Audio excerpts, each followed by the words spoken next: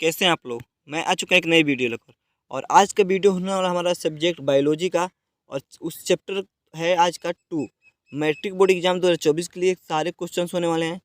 और चैप्टर का नाम है नियंत्रण एवं समन्वय। जितने क्वेश्चंस होने वाले सारे क्वेश्चंस ऑब्जेक्टिव टाइप के क्वेश्चंस होंगे, इसलिए वीडियो को सब्सक्राइब जरूर कर दीजिएगा।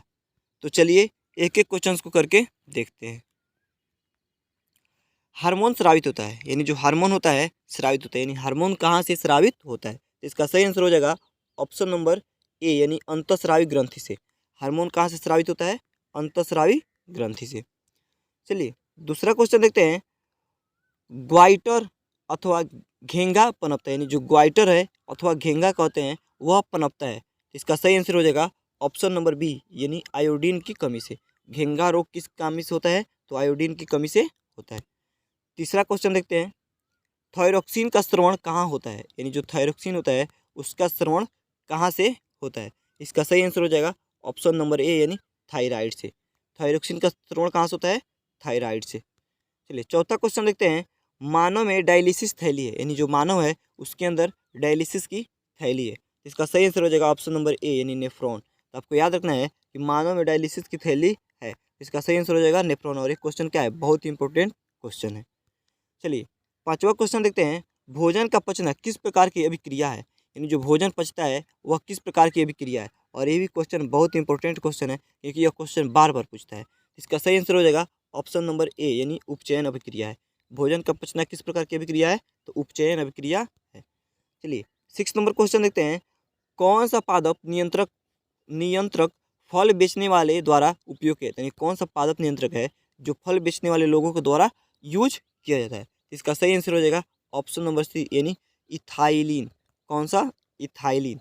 चलिए 7 नंबर क्वेश्चन देखते हैं। वह संरचना जो उद्दीपन की पहचान कराती है कहलाती है, यानी वह संरचना क्या है जो उद्दीपन की पहचान कराती है। इसका सही आंसर हो जाएगा ऑप्शन नंबर ए, यानी ग्राही। कौन सी है? ग्राही है, जो उद्दीपन की क्या करती है? पहचान कराती है। चलिए 8 नंबर क्वेश्चन देखते हैं। निम्नलिखित में कौन सी घटना एक अंतःस्रावी और बाह्यस्रावी ग्रंथि दो प्रकार की होती है, यानी बता रहा है कि निम्नलिखित में कौन सी ऐसी घटना है जो एक अंतःस्रावी और बाह्यस्रावी ग्रंथि दो प्रकार की होती है। इसका सही आंसर हो जाएगा ऑप्शन नंबर ए, यानी अग्नाशय। कौन सी है?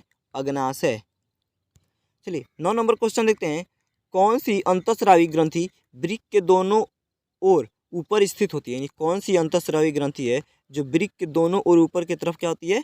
और स्थित होती है। इसका सही आंसर हो जाएगा ऑप्शन नंबर डी, यानी एड्रिनल। कौन सी? एड्रिनल, यानी वृक्क के ऊपर और नीचे दोनों की तरफ क्या होती है? स्थित होती है। चलिए 10 नंबर क्वेश्चन देखते हैं। जीवों में ध्वनि ग्रहण करने के लिए संवेदी अंग, यानी जो जीव होते हैं उनके अंदर ध्वनि ग्रहण करने की संवेदी अंग है। इसका सही आंसर हो जाएगा ऑप्शन नंबर सी, यानी श्रवणग्राही। कौन सा? श्रवणग्राही है, यानी जीवों में ध्वनि को ग्रहण करने के लिए कौन सा अंग है? तो श्रवणग्राही है। चलिए 11 नंबर क्वेश्चन देखते हैं। वृक्क के ऊपर स्थित अंतःस्रावी ग्रंथि, यानी जो वृक्क के ऊपर स्थित अंतःस्रावी ग्रंथि है वह कौन सी ग्रंथि है। तो इसका सही आंसर हो जाएगा ऑप्शन नंबर सी, यानी अधिवृक्क है। तो आपको याद रखना है कि वृक्क के ऊपर स्थित अंतःस्रावी ग्रंथि है तो उसका नाम है अधिवृक्क। कौन सी ग्रंथि? अधिवृक्क ग्रंथि। चलिए 13 नंबर क्वेश्चन देखते हैं। अधिकतर पादप नियंत्रक उत्पन्न होते हैं, यानी अधिकतर पादप नियंत्रक उत्पन्न होते हैं। इसका सही आंसर हो जाएगा ऑप्शन नंबर डी, यानी ए और बी के कारण। किसके कारण? ए और बी दोनों पर, यानी अधिकतम क्या होता है? पादप नियंत्रण उत्पन्न होते हैं तो डी, यानी बढ़ते तने के अग्रभाग पर और बढ़ती जड़ के अग्रभाग पर क्या होते हैं? नियंत्रित उत्पन्न होते हैं। चलिए 14 नंबर क्वेश्चन देखते हैं। बीज रहित फलों के बनने को कहते हैं, यानी जो बीज रहित फल बनते हैं उनको हम लोग कहते हैं। इसका सही आंसर हो जाएगा ऑप्शन नंबर सी, यानी अग्र प्रभाविकता कहते हैं। यानी जो बीज रहित फलों के बनने को कहते हैं तो उसको कहते हैं अग्र प्रभाविकता। क्या कहते हैं? अग्र प्रभाविकता कहते हैं। चलिए 15 नंबर क्वेश्चन देखते हैं। निम्नलिखित में कौन सा पादप हार्मोन है, यानी इस निम्नलिखित में कौन सा है जो पादप हार्मोन है। इसका सही आंसर हो जाएगा ऑप्शन नंबर डी, यानी साइटोकाइनिन। यानी इसमें निम्नलिखित में कौन सा पादप हार्मोन है? तो साइटोकाइनिन क्या है? पादप हार्मोन है। चलिए 17 नंबर क्वेश्चन देखते हैं। दो तंत्रिका कोशिकाओं के मध्य खाली स्थान को कहते हैं। जो तंत्रिका मध्य होती है उसके बीच के खाली स्थान को हम लोग किस नाम से जानते हैं? इसका सही आंसर हो जाएगा ऑप्शन नंबर बी, यानी सिनेटिर दरार, यानी सिनेप्स के नाम से जानते हैं। दो तंत्रिकाओं के बीच खाली स्थल को किस नाम से जानते हैं? सिनेप्स या सिनेटिक दरार के नाम से जानते हैं। चलिए 18 नंबर क्वेश्चन देखते हैं। मस्तिष्क उत्तरदायी है, बहुत ही इंपॉर्टेंट क्वेश्चन है कि मस्तिष्क उत्तरदायी है और ये क्वेश्चन बार बार पूछता है। इसका सही आंसर हो जाएगा ऑप्शन नंबर डी यानी उपयुक्त सभी के लिए। यानी मस्तिष्क किसके लिए उत्तरदायी है? तो ऊपर दिया है जो ऑप्शन, यानी क्या है? सोचने के लिए उत्तरदायी है, हृदय स्पंदन के लिए उत्तरदायी है, शरीर का संतुलन बनाने के लिए, सब चीज़ों में किसका उपयोग किया जाता है? मस्तिष्क का यूज किया जाता है और ये क्वेश्चन बार बार क्वेश्चन पूछता है। चलिए 19 नंबर क्वेश्चन देखते हैं। बहुकोशिकीय जीवों में निम्न में कौन इस प्रकार का समन्वय पाया जाता है? यानी बहुकोशिकीय जीव होते हैं उनमें निम्न में किस प्रकार का समन्वय पाया जाता है? इसका सही आंसर हो जाएगा ऑप्शन नंबर सी यानी उपयुक्त दोनों। यानी क्या पाया जाता है? रासायनिक समन्वय और तंत्रिका समन्वय दोनों पाया जाता है। चलिए 20 नंबर क्वेश्चन देखते हैं। तंत्रिका कोशिकाएं कितने प्रकार की होती हैं? बहुत इंपॉर्टेंट क्वेश्चन है कि तंत्रिका कोशिकाएं जो होती है कितने प्रकार की होती है? इसका सही आंसर हो जाएगा ऑप्शन नंबर सी यानी 3 प्रकार की होती है। तंत्रिका कोशिकाएं कितने प्रकार की होती हैं? तो 3 प्रकार की होती है। दोस्तों अगर वीडियो आपको यहाँ तक पसंद आई हो तो सब्सक्राइब जरूर कर लीजिए और अपने दोस्तों के साथ शेयर कीजिए। चलिए 21 नंबर क्वेश्चन देखते हैं। प्रतिवर्ती चाप कहाँ बनते हैं? ये भी क्वेश्चन बहुत इंपॉर्टेंट क्वेश्चन है कि जो भी क्या आता है कि प्रतिवर्ती चाप कहाँ बनते हैं? इसका सही आंसर हो जाएगा ऑप्शन नंबर ए यानी मेरु रज्जु में बनते हैं। प्रतिवर्ती चाप कहाँ बनते हैं? तो मेरी रज्जु में बनते हैं। चलिए 22 नंबर क्वेश्चन देखते हैं। शरीर की प्रधान नियंत्रक ग्रंथि किसे कहते हैं? जो शरीर की प्रधान नियंत्रक ग्रंथि है किसे कहा जाता है? यानी कौन सी ऐसी ग्रंथि है जिसको प्रधान नियंत्रक ग्रंथि के नाम से जानते हैं? इसका सही आंसर हो जाएगा ऑप्शन नंबर ए बी यानी पीयूष ग्रंथि के नाम से जानते हैं। यानी शरीर की प्रधान ग्रंथि किसे कहते हैं? तो पीयूष ग्रंथि कहते हैं और मास्टर ग्रंथि भी पीयूष ग्रंथि को कहते हैं। तो आपको याद रखना है कि शरीर की प्रधान ग्रंथि किसे कहते हैं? पीयूष ग्रंथि को, या मास्टर ग्रंथि भी पीयूष ग्रंथि को कहते हैं। चलिए 23 नंबर क्वेश्चन देखते हैं। अंतःस्रावी ग्रंथियाँ होती हैं, यानी जो अंतःस्रावी ग्रंथियाँ होती हैं कैसी होती हैं? इसका सही आंसर हो जाएगा ऑप्शन नंबर ए यानी नलिका विहीन होती है। अंतःस्रावी ग्रंथि कैसी होती है? नलिका विहीन होती है। चलिए 24 नंबर क्वेश्चन देखते हैं।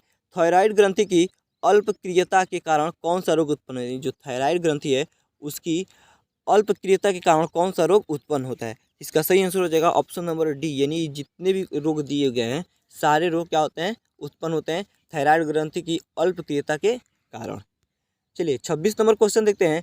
अग्नाशय द्वारा निम्न में कौन सा हार्मोन स्रावित होता है? यानी जो अग्नाशय होता है उसके द्वारा निम्न में कौन सा ऐसा हार्मोन है जो क्या होता है? कि स्रावित होता है। इसका सही आंसर हो जाएगा ऑप्शन नंबर बी सी यानी दोनों। इसका मतलब हुआ इंसुलिन और ग्लूकोगान, यानी ग्लूकोगान। देखिए अग्नाशय से कौन सा हार्मोन स्रावित होता है?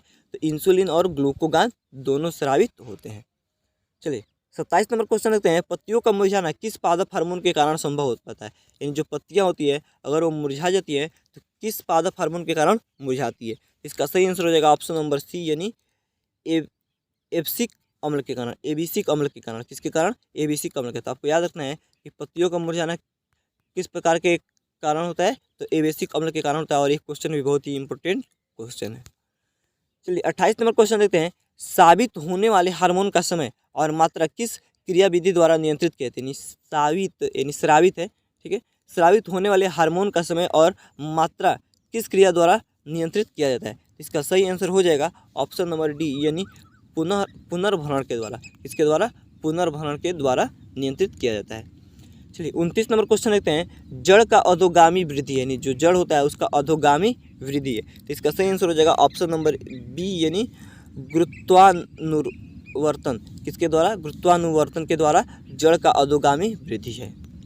चलिए 30 नंबर क्वेश्चन देखते हैं। पांस मेडुला और अनुमस्तिष्क, यानी जो पांस हो गया, मेडुला हो गया, अनुमस्तिष्क है, तो यह क्या है? तो इसका सही आंसर हो जाएगा ऑप्शन नंबर सी यानी पश्च मस्तिष्क का हिस्सा है। पास हो गया, मेडुला हो गया या अनुमस्तिष्क जब आ जाए तो आपको याद रखना है कि ये किस मस्तिष्क के हिस्से हैं? तो पश्च मस्तिष्क के हिस्से हैं। चलिए 31 नंबर क्वेश्चन देखते हैं। निम्नलिखित में कौन सी अनैच्छिक क्रिया नहीं है? बहुत इंपॉर्टेंट क्वेश्चन है, आपके पूछता है कि अनैच्छिक क्रिया कौन है और अनैच्छिक क्रिया कौन है? तो इसका सही आंसर हो जाएगा ऑप्शन नंबर बी यानी चबाना। चबाना किस प्रकार की क्रिया? अनैच्छिक क्रिया नहीं है। यानी इसका मतलब ये क्या हुआ कि ऐच्छिक क्रिया है। चबाना किस प्रकार की क्रिया है? ऐच्छिक क्रिया है। O2 ग्रंथि को थायरॉक्सिन हार्मोन बनाने के लिए क्या आवश्यक है? यानी O2 जो ग्रंथि है उसको थायरॉक्सिन बनाने के लिए क्या आवश्यक है? इसका सही आंसर हो जाएगा ऑप्शन नंबर ए यानी सोडियम क्या आवश्यक है, सोडियम आवश्यक है यानी और टू ग्रंथि को थायरोक्सिन बनाने के लिए क्या आवश्यक है, तो सोडियम आवश्यक। चलिए 33 नंबर क्वेश्चन देखते हैं, मस्तिष्क का कौन सा भाग शरीर की स्थिति तथा संतुलन को अनुरक्षण करता है, यानी मस्तिष्क का कौन सा भाग है जो शरीर की स्थिति को और संतुलन को क्या करता है, अनुरक्षण करता है। इसका सही आंसर हो जाएगा ऑप्शन नंबर सी यानी अनुमस्तिष्क जो होता है वो शरीर की स्थिति और संतुलन क्या करता है, अनुरक्षण करता है। चलिए 34 नंबर क्वेश्चन देखते हैं, पादप हार्मोन साइटोकिनिन सहायक है, यानी जो पादप हार्मोन साइटोकिनिन है वह सहायक है। इसका सही आंसर हो जाएगा ऑप्शन नंबर ए यानी प्रारोह के अग्रभाग की लंबाई की वृद्धि करी, प्रारोह के अग्रभाग की लंबाई के लिए साइटोकाइनिन की सहायता की जाती है। देखिए 35 नंबर क्वेश्चन देखते हैं, अनुकुंचन गति किस पौधे पर प्रमाणित की जाती है, जो अनुकुंचन की गति होती है वह किस पौधे पर प्रमाणित की जाती है। इसका सही आंसर हो जाएगा ऑप्शन नंबर ए यानी छुई मुई पर, यानी अनुकुंचन की गति किस पौधे पर, तो छुई मुई पर। चलिए 36 नंबर क्वेश्चन रहता है, वृक्क किस तंत्र का भाग है, यानी वृक्क का अर्थ हमें बता दूं दोस्तों, इसका मतलब होता है किडनी, तो वृक्क तंत्र किस भाग का अंत है। इसका सही आंसर हो जाएगा ऑप्शन नंबर सी यानी उत्सर्जन तंत्र का है। किस तंत्र का है, तो उत्सर्जन, यानी वृक्क एक प्रकार का कैसा तंत्र है, तो उत्सर्जन तंत्र है।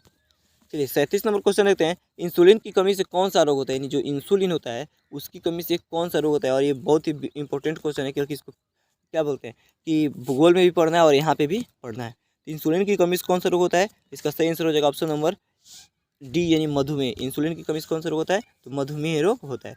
खोपड़ी के अग्र सिरे पर स्थित न्यूरॉन को शरीर के विभिन्न भागों से प्राप्त होता है, यानी खोपड़ी के अग्र सिरे पर स्थित न्यूरॉन को शरीर के विभिन्न भागों से प्राप्त होता है। इसका सही आंसर हो जाएगा ऑप्शन नंबर सी यानी संकेत। क्या होता है, संकेत उसको विभिन्न भागों से क्या होता है, प्राप्त होते रहता है। चलिए 39 नंबर क्वेश्चन देखते हैं, ऑटू ग्रंथि को थायरोक्सिन हार्मोन बनाने के लिए आवश्यक है, यानी ऑटू जो ग्रंथि है उसको थायरोक्सिन बनाने के लिए आवश्यक है। और तो इसका सही आंसर हो जाएगा ऑप्शन नंबर डी यानी आयोडीन क्या है, आवश्यक है। यानी ऑटू ग्रंथि को थायरोक्सिन हार्मोन बनाने के लिए क्या आवश्यक है, तो आयोडीन आवश्यक है। चलिए 40 नंबर क्वेश्चन देखते हैं, लीडिंग कोशिकाएं कहाँ मिलती है। बहुत इंपॉर्टेंट क्वेश्चन है कि लीडिंग कोशिकाएं कहाँ मिलती है। इसका सही आंसर हो जाएगा ऑप्शन नंबर ए यानी वृषण में मिलती है। लीडिंग कोशिकाएं कहाँ मिलती है, वृषण में मिलती। चलिए 41 नंबर क्वेश्चन देखते हैं, ऑक्सिन पादप हार्मोन पौधों के किस क्रिया में सहायता करते हैं, यानी जो ऑक्सिन होता है पादप हार्मोन के किस क्रिया में सहायता करता है। इसका सही आंसर हो जाएगा ऑप्शन नंबर ए यानी वृद्धि में। यानी ऑक्सिन पादप हार्मोन के किस प्रकार की सहायता करता है, तो वृद्धि में सहायता करता है। 42 नंबर क्वेश्चन देखते हैं, तंत्रिका तंत्र का भाग, यानी जो तंत्रिका तंत्र होता है उसका भाग है। तो इसका सही आंसर हो जाएगा ऑप्शन नंबर डी यानी इनमें सभी। यानी तंत्रिका तंत्र का भाग क्या है, इनमें से सभी है। चलिए 43 नंबर क्वेश्चन देखते हैं, एस्ट्रोजन प्रोजेस्टेरोन एवं रिलैक्सिन हार्मोन स्रावित होते हैं। एस्ट्रोजन प्रोजेस्टेरोन रिलैक्सिन हार्मोन क्या होते हैं, स्रावित होते हैं। इसका सही आंसर हो जाएगा ऑप्शन नंबर ए यानी अंडाशय से। कहाँ से स्रावित होते हैं, तो अंडाशय से स्रावित होते हैं। चलिए 44 नंबर क्वेश्चन देखते हैं, इनमें से कौन सा मादा जनन हार्मोन है, यानी इनमें से कौन ऐसा है जो मादा जनन हार्मोन है। इसका सही आंसर हो जाएगा ऑप्शन नंबर डी यानी इनमें से सभी। मादा जनन हार्मोन कौन है, इनमें से सभी हैं। चलिए 45 नंबर क्वेश्चन देखते हैं, कुछ जानवर जुगाली करते हैं, यानी कुछ जानवर क्या करते हैं, जुगाली करते हैं। इसका सही आंसर हो जाएगा ऑप्शन नंबर बी यानी भोजन के पाचन के लिए। जानवर जुगाली क्यों करते हैं, भोजन के पाचन के लिए। ठीक है, चलिए 46 नंबर क्वेश्चन देते हैं, रुधिर दाब तथा हृदय स्पंदन किस हार्मोन के द्वारा बढ़ता है, यानी जो रुधिर का दाब हो गया या हृदय स्पंदन हो गया वह किस हार्मोन के कारण बढ़ता है। तो इसका सही आंसर हो जाएगा ऑप्शन नंबर सी यानी एड्रीनलिन के कारण। इसके कारण एड्रीनलिन के कारण बढ़ता है। चलिए 47 नंबर क्वेश्चन लेते हैं, हमारे शरीर में विभिन्न जैविक कार्यों का नियंत्रण होता है, यानी जो हमारे शरीर हो गया उसमें विभिन्न प्रकार के जैविक कार्यों का नियंत्रण होता है। इसका सही आंसर हो जाएगा ऑप्शन नंबर सी यानी तंत्रिका एवं रसायनों के द्वारा। किसके द्वारा, तंत्रिका और रसायनों के द्वारा। चलिए 48 नंबर क्वेश्चन देखते हैं, एब्सिसिक एसिड किस तरह का रसायन है, यानी एब्सिसिक एसिड जो है वह किस तरह का रसायन है। इसका सही आंसर हो जाएगा ऑप्शन नंबर डी यानी वृद्धि रोधक रसायन है। तो आपको याद रखना है, बहुत ही इंपॉर्टेंट क्वेश्चन है, एब्सिसिक एसिड किस प्रकार का रसायन है, तो वृद्धि रोधक रसायन है। चलिए 49 नंबर क्वेश्चन देखते हैं, बीज रहित पौधे के उत्पादन में ये सहायक होते हैं, यानी बीज रहित पौधे के उत्पादन में सहायक होते हैं। तो क्या चीज़ है जो सहायक होते हैं, इसका सही आंसर हो जाएगा ऑप्शन नंबर डी यानी ऑक्सीजन एवं जिबरेलिन्स दोनों, यानी बीज रहित पौधे के उत्पादन में सहायक होते हैं ऑक्सीजन एवं जिबरेलिन्स दोनों। चलिए 50 नंबर क्वेश्चन देखते हैं, इनमें कौन फल पकाने के लिए प्रयुक्त होता है, इनमें कौन सा है जो फल को पकाने के लिए प्रयुक्त होता है। इसका सही आंसर हो जाएगा जिबरेलिन्स। कौन? जिबरेलिन्स के कारण क्या होता है, फल पकते हैं। तो दोस्तों अगर वीडियो आपको यहाँ तक पसंद आई हो तो सब्सक्राइब कर लीजिए और अपने दोस्तों के साथ शेयर कीजिए। मिलते हैं तब तक अगली वीडियो।